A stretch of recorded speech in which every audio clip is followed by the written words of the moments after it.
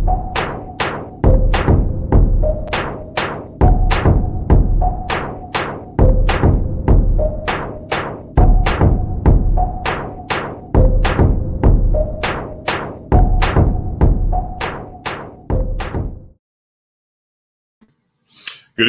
evening, and welcome to a new edition of Urban Sentinel Live. I'm your host, Reggie Kearney, and we are here tonight to have some deep conversation. I thought I'd go and, we'll discuss some politics tonight. So I got with me my sidekick when it comes to talking politics, Dr. Dula. Dr. Dula is a well-decorated armed services person out of the Air Force. I believe he was a major. So we want to congratulate him and give him kudos for the time he spent serving our country.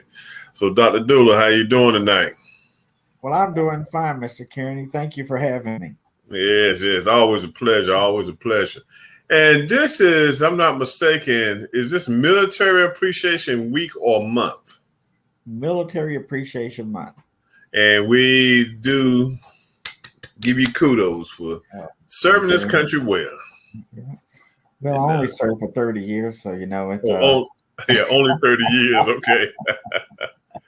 Only 30 years. Okay, then. All right. Only 30 years. That's a long time, man. That's a long time. Yeah, it seems as if time flew by, though. Yeah. It seems like for all of us, when we sit back and look back on yesterday, time has flown past us. Flown by, yes. And sometimes I think time has left us and gone ahead of us, Amen. And everything, But hey, I thank God for giving me the opportunity to see a brand new day every day, So hey, I'm not mad. I'm not upset. I'm thankful and grateful. So tonight, my friend, we got a lot of stuff to discuss. There's a lot going on in this country. But I've just been itching to discuss some of the issues that have taken hold of this country, because it seems like everything revolves around denying blacks their rightful place in the community. And I think sometimes we forget as blacks the struggle that still prevails and what we have to do to get beyond this struggle. And we can't take for granted that everything is hokadory.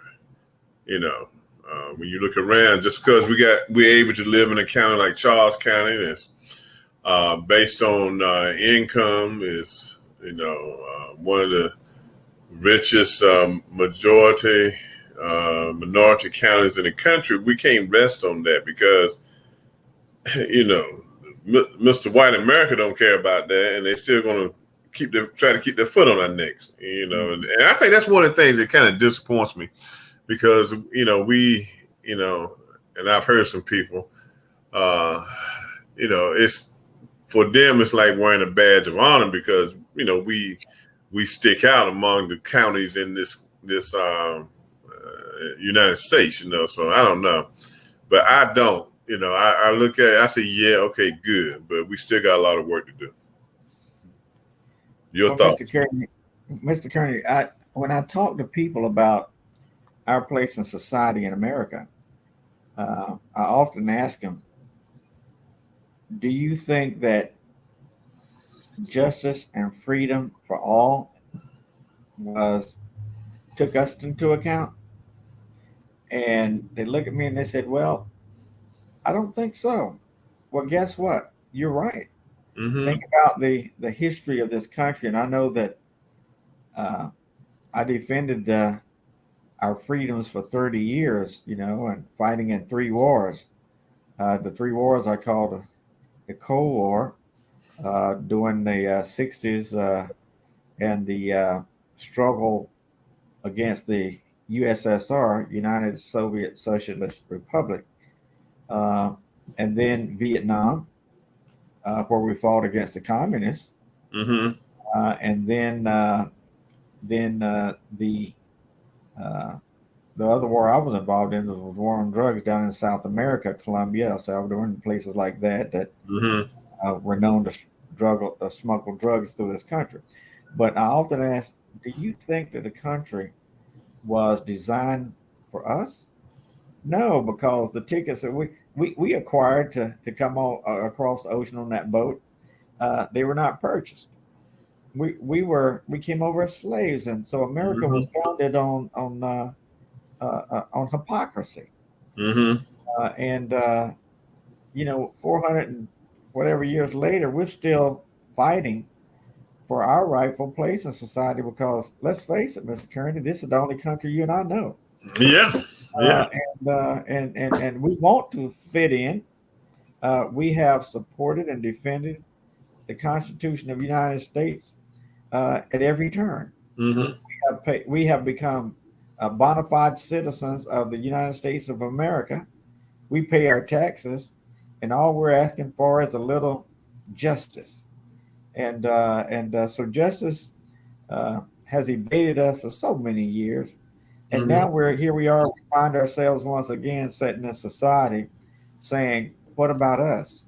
Yeah. Well, it doesn't look real pretty right now because as I got off the conversation a little while ago, we were talking about uh, where are we uh, as a just society in America, and we started talking about crime, and we started talking about uh, the different generations. The greatest generation uh, Mm-hmm. was there for World War II and fought for their rights. Then there was the civil rights generation that fought for our rights, and now we have entered Generation Z, Z, I guess it is, and now they're rising up, G and Z or whatever it is, to say that we got to fight for our rights. Oh, wait a minute, we thought that we'd already done that, but Yeah. somewhere we have to go back and retrace our footsteps because somewhere we missed the boat.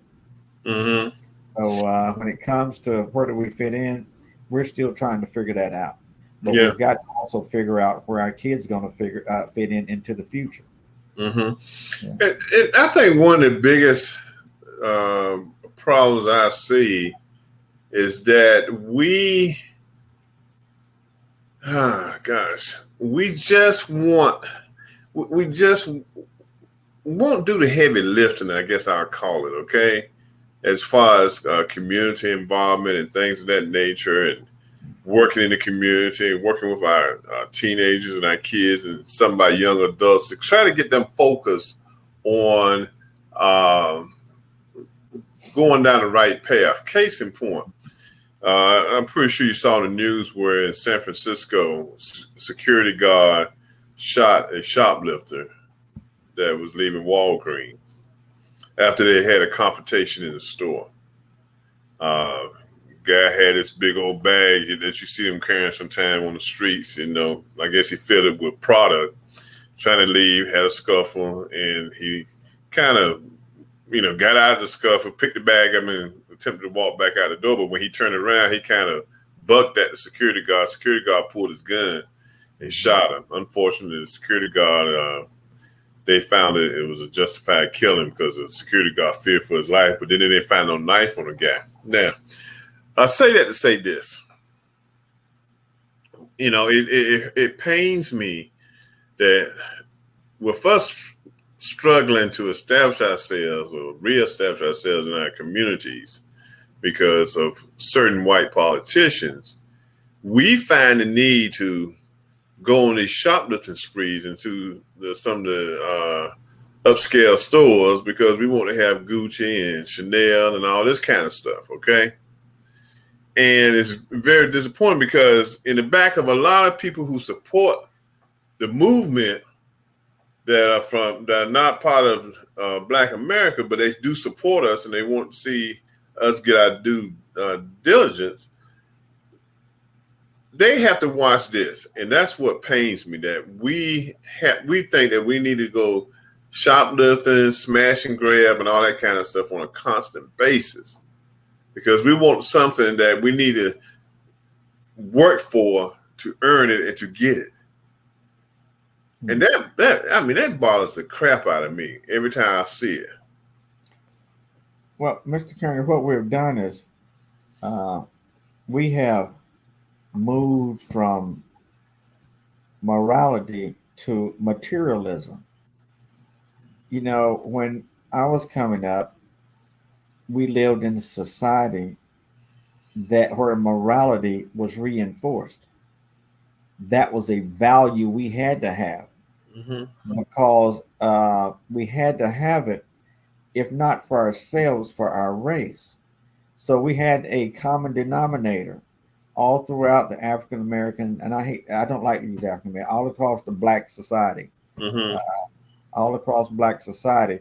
Whereas we thought that we had to do it for our race, and morality was a part of it. That was instilled in us from our grandparents, instilled in us from our churches, from our communities, and for me, from our segregated schools. Do the right thing, young brother. Do the right thing. And even when we protested, we knew we were doing the right thing, but we didn't just blatantly go out and commit crimes. We saw sitting in and marching and demonstrations as our First Amendment right. First of all, we have a right to demonstrate. It's in the Constitution of the United States. Now, on the other side of the coin, that morality was very important. Let's move forward 50 years. Now, all of a sudden, and I remember when my daughter was growing up, and she always wanted this Feli's and Jordashes, and I would tell my wife, wait a minute, make her work for that. I don't care if it's washing dishes or sweeping floors, but make her earn that. That teaches a certain value that she can use for the rest of her life. What we're seeing is that somewhere along the line, those values were not instilled in the next generation. If they were, we would not have all of the break-ins and smash and grabs and easy money plots. We would have people saying, "I'll go out and take that job. It's not beneath me to wash dishes, to sweep floors, to because that's the value system in us." I have busted tables. I have washed dishes. I have swept floors. I have cleaned bathrooms. And when I taught high school, I used to tell the kids, don't look at me now because you don't see the road I traveled to get here. But I taught my students, make sure you have the right value system.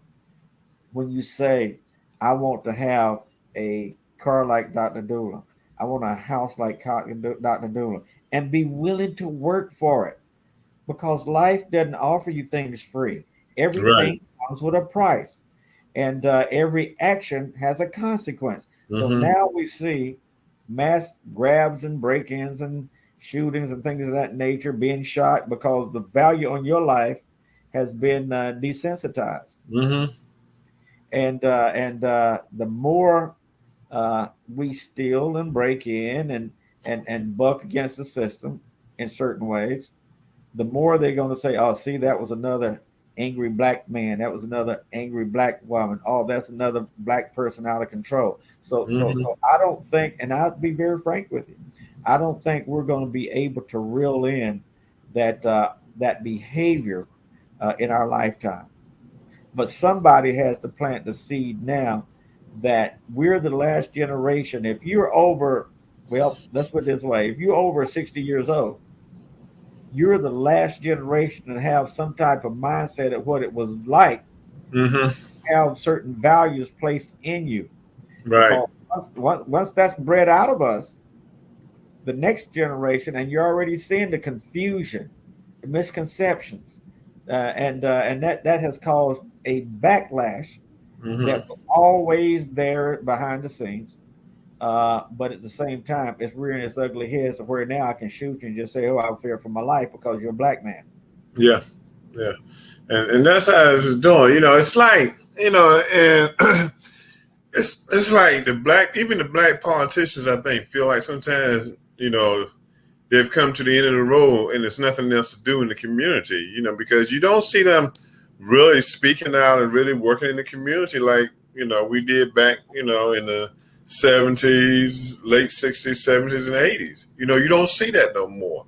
You don't see them commenting on, the plight of the kids, and what's happening with our kids and everything. You just don't see that. And so it's disappointing that there's nobody out there getting any kind of direction. You take Reverend Barber. Reverend Barber is not even on the scene anymore. He took a position with an Ivy League school because they created an endowment for him. So he's teaching social justice now. I believe it's at, I want to say Princeton or either Yale, one of the two schools. But I mean, it's even his organization. It seems like it's. I used to get a lot of emails from them. I don't even know how to get any emails from them there. So I don't know what the status is and which direction they're going in. But he was out there on the battlefield. You're absolutely right. But every time we get leaders who are powerful in our communities and they speak truth to power, there's always been a behind the scenes strategy to get them out of their lane. Mm-hmm. It used to be that if a Medgar Evers was trying to organize a movement and was successful in Mississippi and he was rebuking the system that hated him, kill him. It used to be that if Dr. King was galvanizing the community and really, really gaining advancement in his causes, kill him. But then the Southern strategy came to play that says we don't necessarily have to kill them if we can come up with a strategy that is sort of like a hidden agenda, and we can get them out of their lane. See, and so I would tell anybody listening to this program, and I'm a black man that was educated in segregated schools by black teachers who taught me how to survive in a Hippocratic America. And I went on to defend this country for 30 years because it's the country I lived in. I went on to teach history and social studies and things of that nature in both high schools and 3 different colleges and universities. But all in the back of my mind, I was teaching our children how to think for themselves and how to survive in a society that does not embrace them. And so, as I've studied my history, I saw the gentrification of Washington, D.C. coming. Mm-hmm. I used to teach it in my classes. I saw when our politicians began to be bought out because they were rising to the top of the social agenda in the black community. I saw them being bought out. I saw right here in my own county the lines when I ran for a political office. The line gerrymandered me out of a certain district by one street so that I would not run for a certain political position against a person that had been in this country in the seat for over 20 years. That was the power of politics. What can we do to get Dula out of our district? Let's gerrymander him out and put him way over here with folks he has nothing in common with. Mm-hmm. I saw that happen, but I knew what it was all about. But I did not let it silence me. See, because when you let things silence you, then things can take a turn for the worse. And so I continue to be vocal and to speak out, and I wouldn't be bought. I kept coming back because I knew that I still had to work to my community. Mm-hmm. And that's what I'm seeing in our society. When we get too strong, the money comes in, the influence comes in.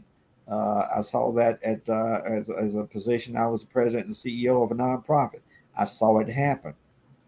So I'm just in the back of my mind. I'm saying to myself, maybe this could be something that's happening to society still today. But we lose our good leaders to such positions. Mm-hmm. Mm-hmm. I was looking up Reverend Barber. He directs a new center at Yale Divinity School, the Center for Public Theology and Public Policy. So I mean, it's a good position, and I know he was tackled. He does have health problems and everything, but the organization still has to have the same sense of urgency and fever that Barbara brought to the organization. And that's how they got to get out there and do the thing.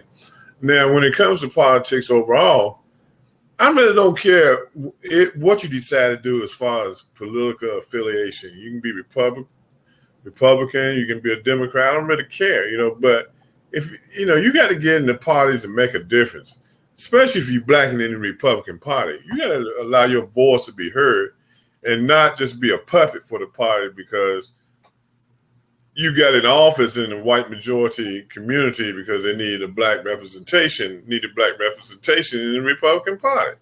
And a lot of times, so many of these guys, they whip themselves up and get in office and stuff, like Tim Scott down in South Carolina. And then you don't bring nothing to society to try to change your party. That's a party of a bunch of guys who just want to turn back the hands of time on everyone, Especially if you're a liberal and a Democrat, they just want to squash you and turn back the hands of time. They're doing everything possible to do that and everything, but you don't never, you hear Micah Steele speak up, I got much respect and love for Micah Steele because Micah, he speaks up, he says what's on his mind and he lets them know, look, you're wrong, you're going down the wrong road. But a lot of these other guys, they're not saying anything. They're just in there, because it's an easy seat to get, And you're right. So if the ideal situation would be if each politician would ask themselves if they're in it for the people or if they're in it for the position. Mm-hmm. And I think that what you're alluding to is the fact that many GOP politicians right now are buying into the Trump camp. Mm-hmm. I also call it the cult. Yep.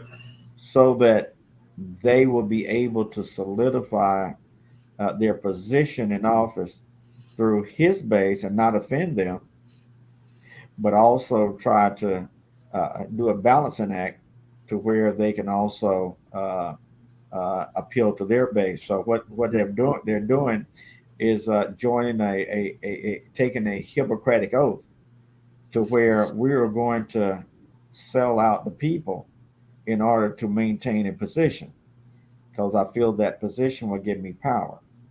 The rest of us sit back and ask, how can you support someone that has been accused of so many wrongdoings, that has really practiced, well, I call it like it is, fascist ideology. Mm-hmm. Let's burn the books. Mussolini done that in Italy, mm-hmm. and he done it so well with that and the propaganda and talking about the government that was in power as being false, so many times that he done it so well that Hitler decided, well, that's my role model. Mm-hmm. So if you know your history, you know that Mussolini started that fascist ideology. Hitler joined it and became the leader of the Nazi Party. Mm-hmm. And that killed, unfortunately, so many innocent people in concentration camps. And then that philosophy and the Communist Manifesto was adopted by hate groups around the world.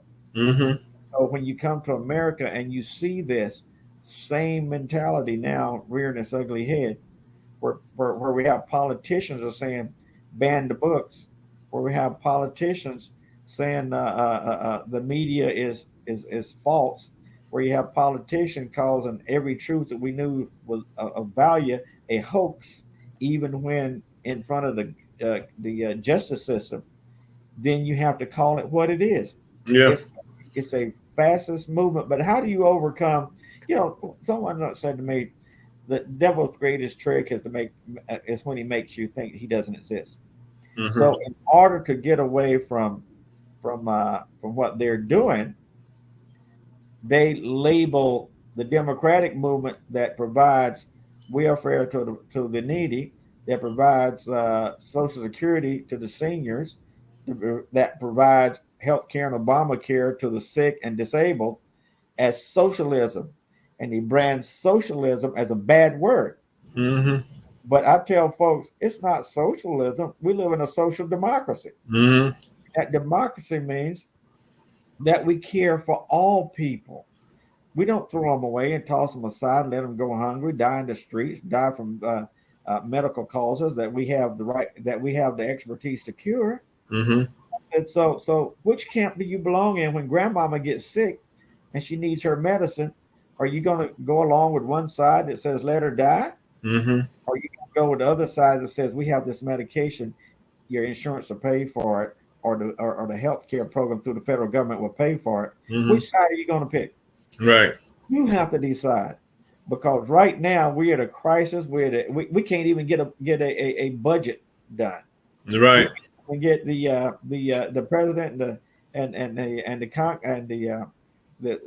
president is not president, Senate, Speaker of the House are right now fighting, trying to get this thing ironed out because they don't want to budge one way or another. Well, wait a minute. Look at it. What's good for the common good? We don't need two folks and powerful just fighting each other, sticking to their ideology, but yet the whole country goes down the sink. Yeah. So, getting back to what you were talking about, and I get to rambling a bit because I do a lot of thinking about this. Getting back to what you said, this is a concerning time, and if we don't get it right now, and we don't get it right the next election as well, then I really, really hate to look at what may be coming down the road, because cultism is alive and well, Mr. Kearney. Yeah. And they have the microphone right now. Yeah. And a lot of things they say, they're dropping the mic. But a thing they say is not for the good of the country. Yeah. And like I said, I'm looking down the road, so I see that I see it coming, and that's what concerns me. If I can see it coming, everybody else should see it coming. That we're going to hit upon some hard times if this guy gets back in office and does what he wants to do, because he's going to really set out to destroy the judicial system as we know it. If he gets back in office, he's just basically going to do that. He's going to defund the FBI and everything else that's been against him. He's going to get rid of it, So we have to be concerned, but we have to get out and do what we need to do. And like I said, we can't be so, we can't feel like that we're so happy that we live in the life that we want to live, okay? Because we're not. It's like, I think either Friday or Saturday, they had about 200 or 300 knuckleheads, white racists, gather down between, I guess, the Washington Monument and the Capitol. They were marching through, and with their hate-filled speech and all that kind of stuff. But this is my thing. If you want to be a racist, because we're always going to have racism and racism. Okay, that's one thing we need to establish. That is not going to change. Why walk around with dark sunglasses on, covering your face up and everything? We know we got prominent white people, white men, and white women in these organizations. Okay, we already know that. Uncover your face and stuff so we can make our decision. Do we do business with you or not?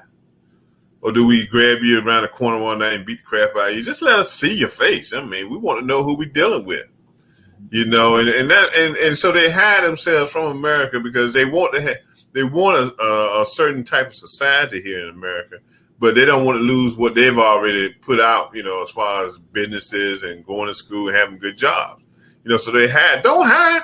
If you're that proud of what you're doing, then let your little light shine, Yeah. That's how I look at it. Right. Well, democracy is great as long as I have my way. Mm-hmm.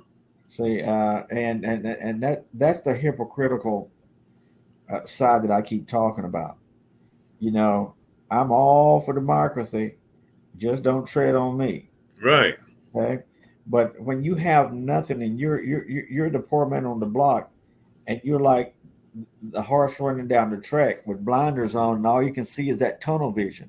Mm-hmm. You don't know the truth that's happening over here. You don't know the truth that's happening over there, because all you can see, you're being taught to see nothing but straight ahead. Mm-hmm. And so as long as you see that, the world is passing you by. You're caught up in hate, and you're caught up in and ignorance. And like I said before on your show, ignorance is a Greek word. It just means you don't know. But you're caught up in ignorance, and you're not giving the world a chance. Uh, Mm-hmm.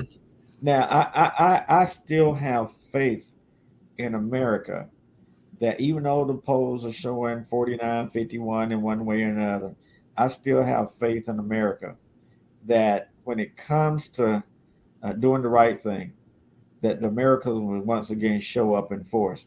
However, it's going to take a certain movement, a certain education period, a certain acknowledgement of what we're confronted with to be able to do that. Just like the Cold War, I told you I was participated in the Cold War, was the first African American to serve at the highest level of Air Force intelligence in the Pentagon. And in that role, I began to see the propaganda side so that I could envision what the true side would be. I began to see the pictures of those that would destroy us and then what it would take to maintain the course. So, as a young man, 18, 19, 20 years old, I had an opportunity to start evaluating things based on what I saw. And can't talk about them because they're very classified because we were dealing with the CIA and the White House and everybody else. But it's in Mm-hmm. the history books what I was doing. But I had an opportunity to see, to evaluate, and then determine what was true and what was not. And I had great leaders who taught me that. And so as I sit back now in my 70s and I do the same thing, I said, let me see what's out there. Where's the propaganda? I see it, I evaluate it, and then I look for truth. Is this true, or is this something that is put in place so that we can have those blinders on and not see the way to go? And I'm seeing a lot of that now, whether it was Russian involvement or whether it was just domestic terrorism. Mm-hmm. I'm seeing a lot of that now in our country, and that's what we have to educate people on. And especially if you're Black, Latino, or whatever Asian, we've got to teach ourselves to find the truth, and that's why I always speak about the Southern strategy that was designed with a hidden agenda to lead you down a certain path, and you not even know you're going down that path. Mm-hmm. So I encourage people to study that under Richard Nixon. That a lot of people, black people, voted for him, and Lee Atwater, because they were the masters of the modern day Southern strategy, and it's Mm-hmm. still in play now. And a good example of that is during the election of Mr. Trump, when he gets stood in front of the mic and he said, "Black people, vote for me. What have you got to lose?" Mm-hmm. A A lot lot. of black people bought that line, and they voted Mm-hmm. for him. Yeah. So looking at it from the black and white side, politics and propaganda and truth and the American way and all that stuff, I just like to tell people, do your homework, make sure you understand what propaganda is, make sure you do the right thing when you get to that poll, based on knowledge and not just on precept. I just think he's a good guy, and I think we'll be all right. That's the way I like to think, because I hate to think that I wasted 30 years of my life Mm-hmm. defending a country that I knew did not readily accept me, but they tolerated me. But it's the only country I knew. Yeah. That's why I like to refer to myself as black Mm-hmm. versus African Americans. I've never been to Africa. Look, white folks say, "Hey, like, African America, white." Wait a minute, time out. If Mm-hmm. I'm African American, well, who are you? Mm-hmm. Are you European American? Are you Australian American? Are Yeah. you, French American? Who are you? Well, don't label me, Yeah. because that puts me in a box. Mm-hmm. And Mm-hmm. I came through the generation where I was saying, say it loud, I'm black and I'm proud. Hey, look, Right. well, when I see those farms, that's the hypocrisy of it all. When I see those Mm-hmm. farms that says black, white, African American, other, not Latino, blah blah blah, I cross it all out, and I Mm-hmm. put down in other, I put black, Right. or I'll put American. And Mm-hmm. I really screw them up. Sometimes I put just American because I'm an American. It shouldn't matter what color I am. I'm an American. Yeah, yeah. This country is just so split when it comes to color right now. It's so split. And then you have guys like George Wallace Jr. down in Florida, Santos trying to remove Black history out of the school system out in Florida. Go to Virginia. Hey, you Yeah, don't have to go to Florida. yeah, Virginia too. Yeah, Yeah, Yankee. they critical race theory. Hey, look, we don't want to teach this. We're gonna celebrate George Washington's birthday. Yeah, we're gonna celebrate slavery and all that kind of stuff. In a good, what they consider a good way. And then and I think sometimes DeSantos is just one stupid person, for his ideology at times because, he's forbid public, institutions from having DEI. Well, little midget man, remember DEI covers not only blacks, which he's really going after blacks when it comes to diversity, but you got to look at it. It covers any minority. It covers veterans. It covers the disabled. It covers women. Some people of color. It encompasses much more than what his little small brain can gather and understand. But for him, it keeps blacks from moving along and being able to maybe jump the line and getting into certain positions or getting into some of the major universities down in Florida. And he keeps talking about how this is what the conservatives in America want. I'd really like to see a poll that says conservatives in America really want to take this country back 50 or 60 years, Mm-hmm. Well, let's go on another issue. It's all about control. Mm-hmm. And that's what you're talking about. How do we control our destiny and minimize the destiny of others? Mm-hmm. And when I think about that, I think about voter suppression that has taken place in the GOP conservative states. Mm-hmm. I have nothing wrong with conservatism if it's done the right way. Right. But there's some things I don't want to see change. Mm-hmm. Yeah, that's what conservatism goes back 400 years almost. And so there's some things that I'm very conservative. In some ways, I'm very conservative. I don't want to see this change, that change. I'd like for this to stay the way it is. But on the other side of the coin, I understand that progress is a part of evolution. So we're going to continue to move forward. And sometimes you have to embrace that progress and embrace new ideology and be able to accept it and move forward. What I'm seeing is like the Rising Tide of Color, the book that came out years ago, that puts black people and white people in certain categories. I'm seeing the fear that came from thinking that we're going to lose our position of authority in a few years. That's why you had people coming out of Charlottesville, talking about blah blah would not replace us. They would not replace us. Well, like you said, armed and masked up, the whole 9 yards, thinking they were scaring somebody, but we don't get scared anymore. Black don't run anymore. I hate to say it that way, but it's the truth. We stand our ground, and so they need to realize that when they go in and shoot up places and kill 9 and 12 people, talking about we want to start a race war. Well, guess what? When the race war comes to your house, hey, remember who started it. Because people don't run anymore. On the other side of the coin, for America, I really, really wish that the politicians would sit down and talk with one another and see the great divide that's being created from the top down, and to be rational and to try to come to some type of consensus on how to move this country forward together. That's what I fought for when I raised my hand and said, I do solemnly swear to support and defend the Constitution of the United States against all enemies, both foreign and domestic. That's what I fought for. Right. That's what I'd like to see us get back to. And that's what I'd like to see the conservatives in Congress do, in the House of Representatives.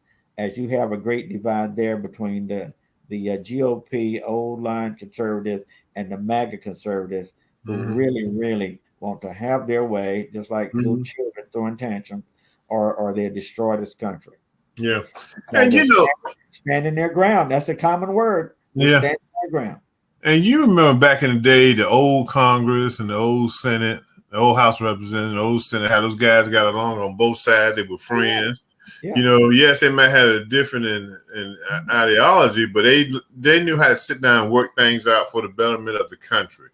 And it was not about them. Now it's all about individual. You get elected, you go to Washington, and basically you decide on how you vote the way you feel like voting, not what your constituents want you to vote. You know, and that's how they self-serving. They serving themselves now. They're not serving the communities they come from anymore.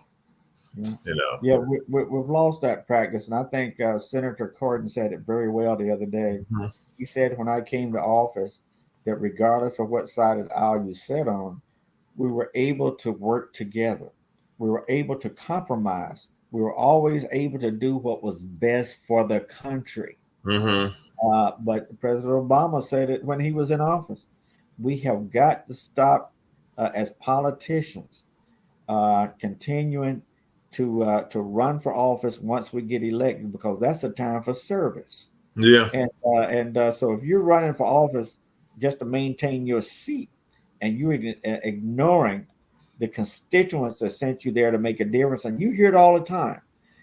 Those that elected will say the people want this, but when you talk to constituents, and pay attention on the news, when they talk, they say, "Well, I wish the politicians could come together."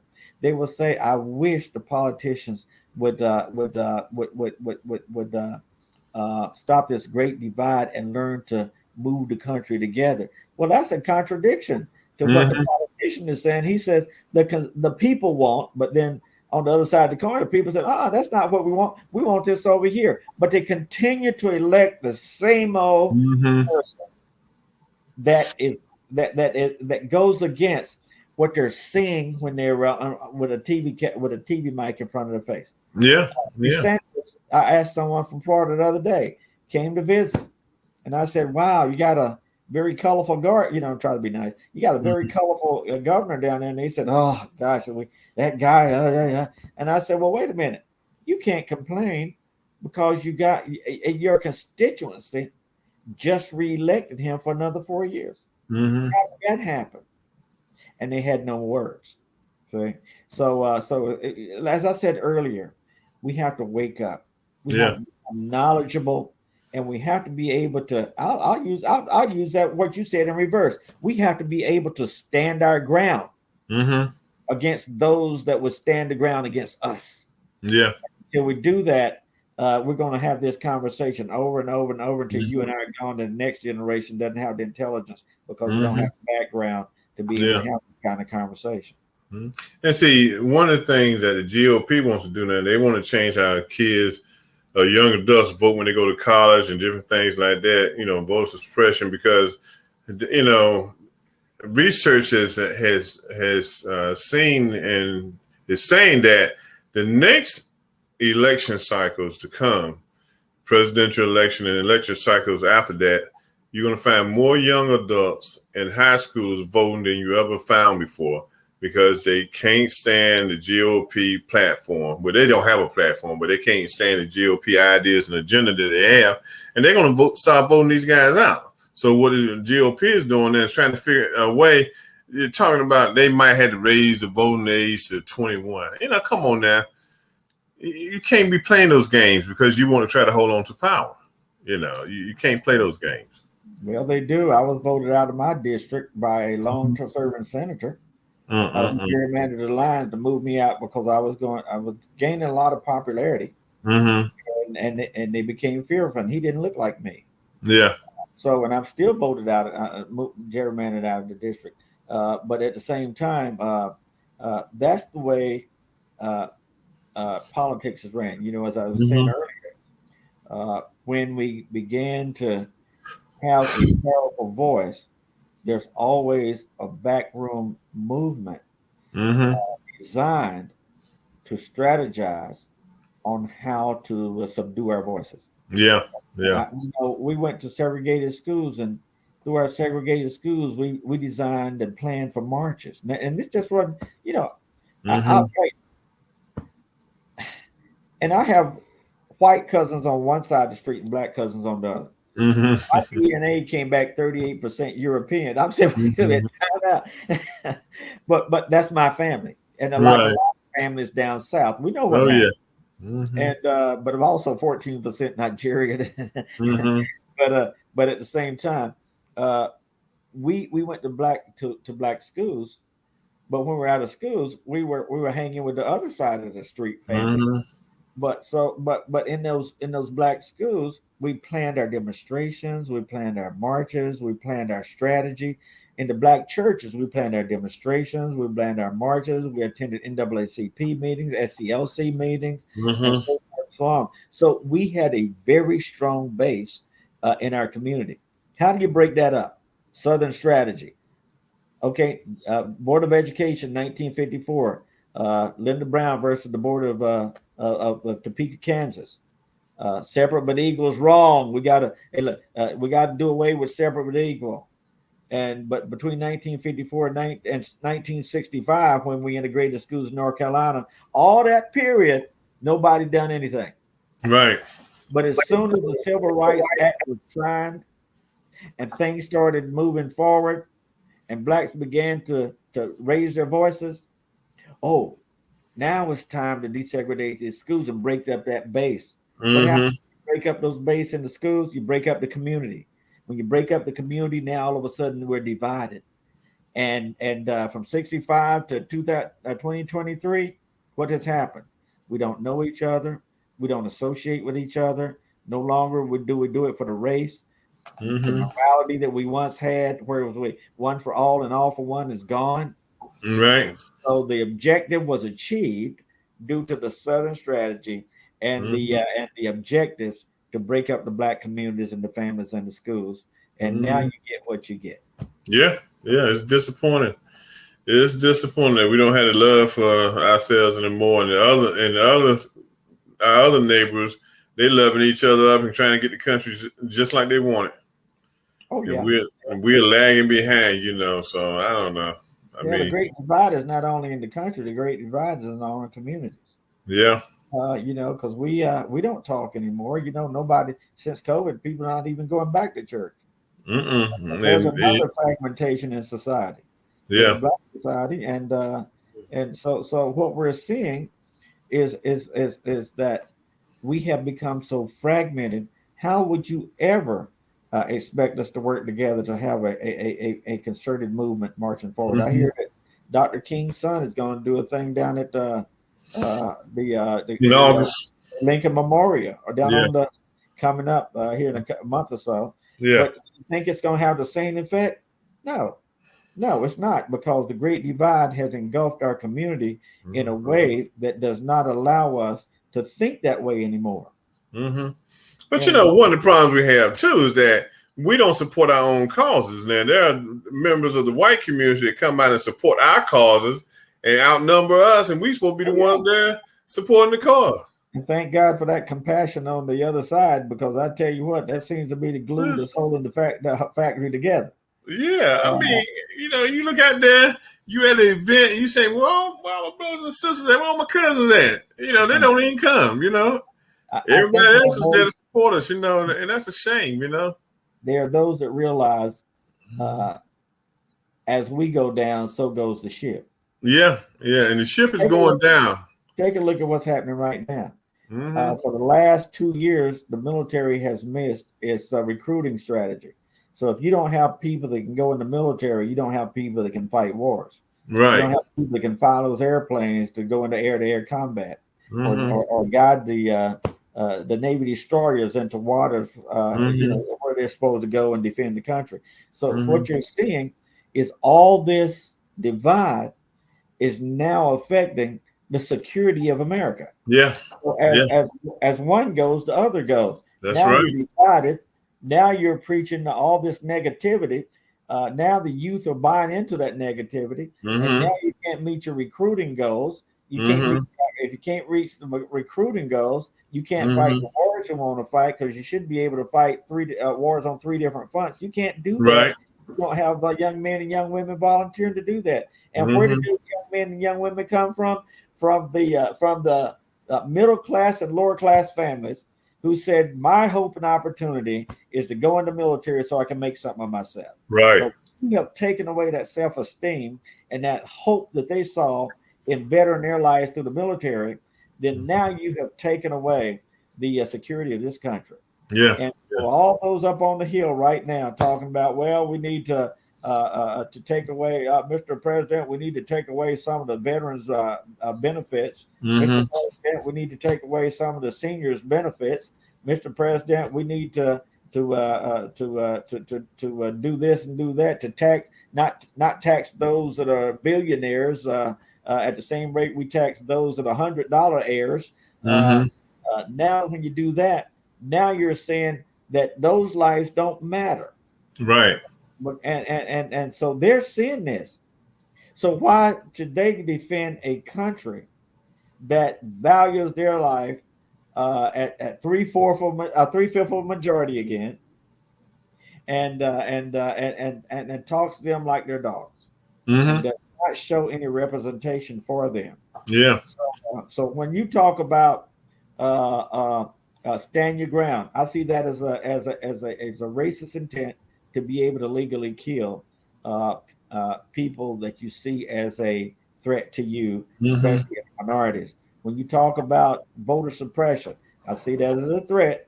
And once again, and when you talk about all these other things that we see coming out of Florida and Texas and Virginia and some other places, burn the books, take away the books, give the parents the right, take it out of educators' hands.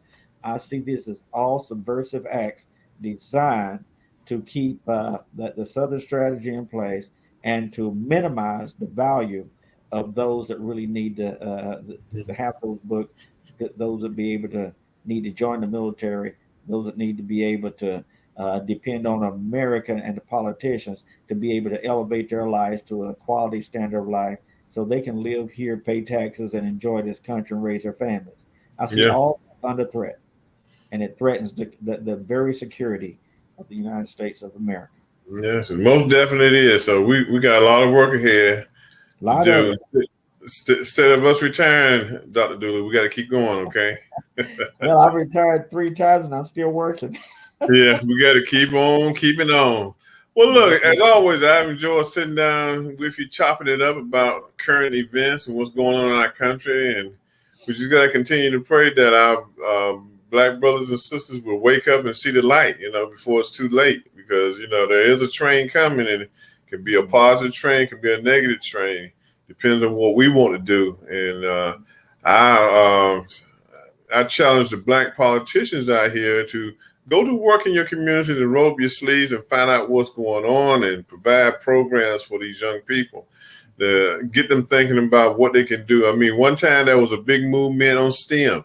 It's still a movement on STEM, but it's not a big movement anymore. We got to get these kids where they are before they get out into this world and find themselves being part of the prison population. And they're going to build more prisoners. Mm-hmm. And and I'll go a step further. I would love to see, for the overall strength of the nation, like-minded people, Black, white, Jews, Gentiles, you name it, come together and join hands and work together to fight against the adversity that we're seeing that has raised its ugly head in our country today, so that we can once again pave a bright future for our children, and understanding that our choices today as a unified nation, Black, white, and Asian, Latino, the course we have to chart for the goodness of our posterity is to come together, like Dr. King said, at the table of brotherhood, and look at where we're at, and for those like-minded people to be willing to work together to write the course. Not stay the course. The stay the course is dead, but we need to write the course now And I hope and pray that Americans who, I don't care if you're conservative or progressive, will have the mindset to do as your forefathers did and the historians have done and the previous Congress has done, to sit down and compromise. You don't have to have a consensus. You don't have to think, okay, yeah, we all gonna think like, no, that's not gonna happen. But we can compromise. I'll give a little bit if you'll give a little bit, and let's see if we can't leave a better country for our children than we found it. Yes, most definitely, most definitely. Well, look, Mr. Dr. Doolin, I got to go. I know you got to go too, but I've enjoyed sitting down with you. This is to our viewers. We've had a lively conversation on things, political issues that affect our community, the Black community, and what we need to do. We didn't talk about everything. We talked about some of the stuff, but we've got to come together and work together to get this thing right. So, for our viewers, Urban Sentinel Live is part of the Urban Sentinel magazine, and the magazine will be out tomorrow sometime. So go to www.urbansentinelmagazine.com and purchase your copy. So it'll be out. There'll be some good timely articles in there. So I want to thank everybody for joining us tonight. I see our producer Mark Lee has awoken from his nap and he's back. And we thank him for his efforts to keep this show rolling. So, Dr. Doolin, until the next time, you take care of yourself. And again, we want to show love for our military people for this month. This is Military Appreciation Month. So when you see a vet or you see a current enlisted person, just pay it forward. Buy them a cup of coffee, or soda, show appreciation. Because hey, look, if our military isn't doing the job, then this country will be in dire straits, okay?